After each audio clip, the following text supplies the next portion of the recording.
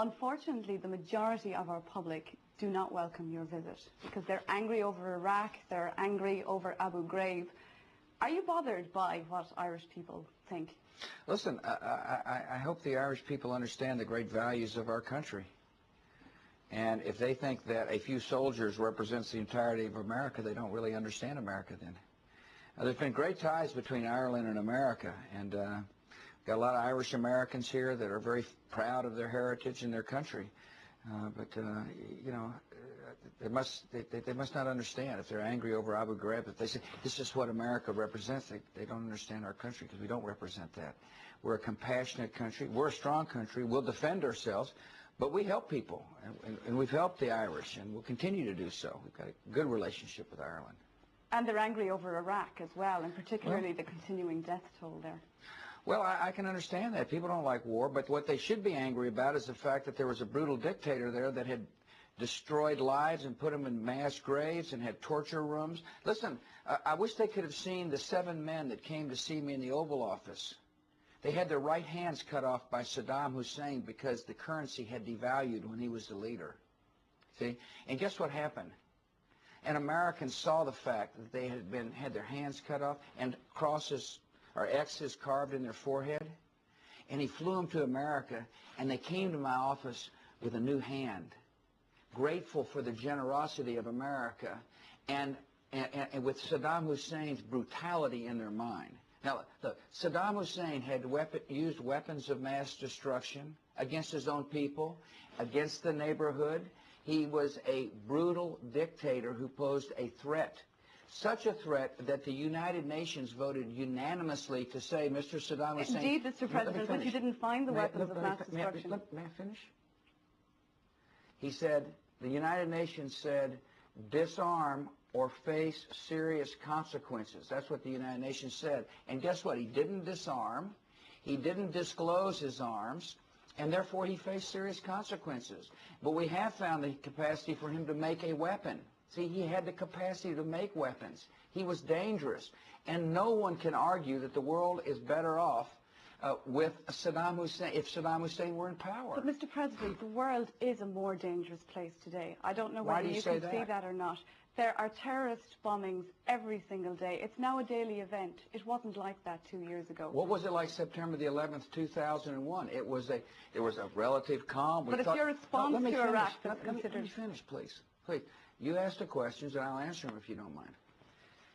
On September the 11th, 2001, we were attacked in unprovoked fashion. Everybody thought the world was calm. And then there had been bombings since then. Not because of my response to Iraq. There were bombings in Madrid. There were bombings in Istanbul. There were bombings in Bali.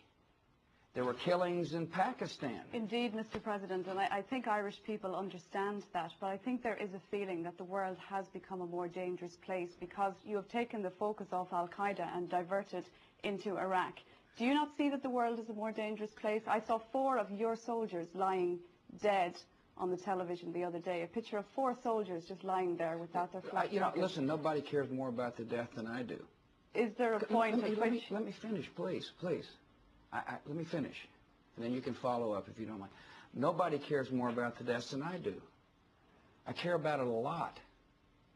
But I do believe the world is a safer place and becoming a safer place. I know that a free Iraq is going to be necessary part of changing the world. Listen, people join terrorist organizations because there's no hope. And there's no chance to raise their families in a peaceful world where there is not freedom.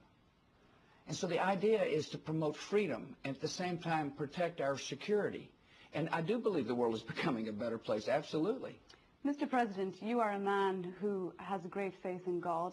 I've heard you say many times that you strive to serve somebody greater than yourself. Right.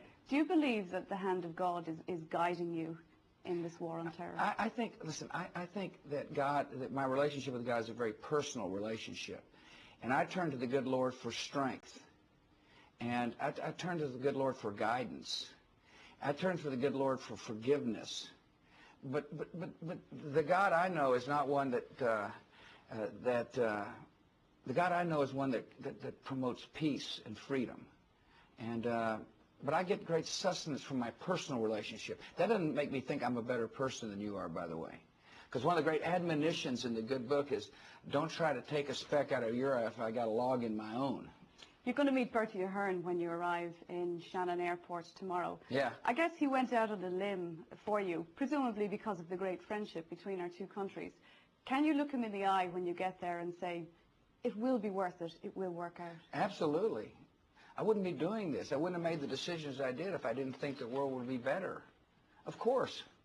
But I'm not going to put people in harm's way or young if I didn't think the world would be better. Why is it that let me finish. And so, yes, I can turn to my friend Bertie Ahern and say, thank you. Thanks for helping.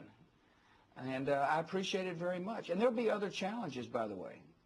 Why is it that others don't understand what you're about?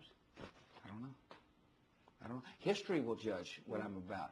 But I'm the kind of person, I don't really try to chase popular polls or popularity polls. My job is to do my job and make the decisions that I think are important for our country and for the world. And I argue strongly that the world is better off because of the decisions I have made, along with others. America's not in this alone. One of our greatest allies of all in the world is your neighbor, Great Britain. Tony Blair's been a strong advocate for not only battling terrorists, but promoting freedom, for which I am grateful. Let me say one other thing about America that your viewers must know, is that not only are we working hard to promote security and peace, we're also working to eradicate famine and disease. There's no more generous country in the face of the earth than the United States of America when it comes to fighting HIV/AIDS. As a matter of fact, Indeed, it was my initiative that asked Congress to spend $15 billion over 5 years to battle this pandemic, and we're following through on it. And no other country in the world feeds more of the hungry than the United States. And so we're a compassionate nation. Mr. President, I know your time is tight. Can I move you on to Europe? Are you satisfied that you are getting enough help in Iraq from European countries? You have come together, you are more friendly now, but they're not really stepping up to the plate with help, are they? Well, I think, first of all, most of Europe supported the decision in Iraq. Really what you're talking about is France, isn't it? And they didn't agree with my decision. They did vote for the UN Security Council resolution that said, disclose, disarm, or face serious consequences. We just had a difference of opinion about when you say something, do you mean it? But nevertheless, there's no doubt in my mind, President Chirac would like to see a free and democratic and whole Iraq emerge. And same in Afghanistan. They've been very helpful in Afghanistan. They're willing to forgive debt in Iraq. But most European countries are very supportive and are participating in the reconstruction of Iraq. And how do you see the handover going? The next few weeks are going to be crucial. Can democracy really flourish with the violence that's going on? 100 Iraqis dead today, Mr. President. Yeah, no, I don't like death either. I mean, you keep emphasizing the death, and I don't blame you. But all that goes to show is the nature of the enemy.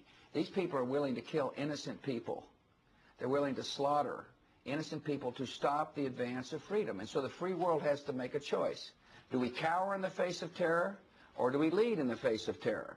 And I'm going to lead in the face of terror. We will not let these terrorists dash the hopes and ambitions of the people of Iraq. There's some kind of attitude that says, oh gosh, the terrorist attack, let's let the Iraqis suffer more. We're not going to let them suffer more. We're going to work with them. And I'm most proud of this fella, Prime Minister Alawi. He's strong and he's tough. He says to me, Mr. President, don't leave our country. Help us secure our country so we can be free. Indeed, Mr. President, just to get back to that, can I just turn to the Middle East? Sure. You will be discussing at the EU summit the idea of bringing democracy to the broader Middle East. Right. Is that something that really should start, though, with the solving of the Israeli-Palestinian crisis? Well, I think, first of all, you've got a democracy in Turkey. And you've got a democracy emerging in Afghanistan. You've got a democracy in Pakistan. In other words, but shouldn't that be on the top of the list? Please for a minute, okay? It'd be better if you let me finish my answers, and then you can follow up if you don't mind. And what I'm telling you is that democracy can emerge at the same time that a democracy can emerge in the Palestinian state. I'm the first American president to have called for the establishment of a Palestinian state, the first one to do so, because I believe it is in the Palestinian people's interest. I believe it's in Israel's interest. And yes, we're working, but we can do more than one thing at a time. And we are working on the roadmap with the quartet to advance the process down the road. Like Iraq, the Palestinian and the Israeli issue is going to require good security measures. And a bit more even-handedness from America? And we're working on security measures. In America, I'm the first president to ever have called for a Palestinian state. That's, to me, sounds like a reasonable, balanced approach. And but I will not allow terrorists to determine the fate, as best I can, determine the fate of people who want to be free. Mr. President, thank you very much for talking.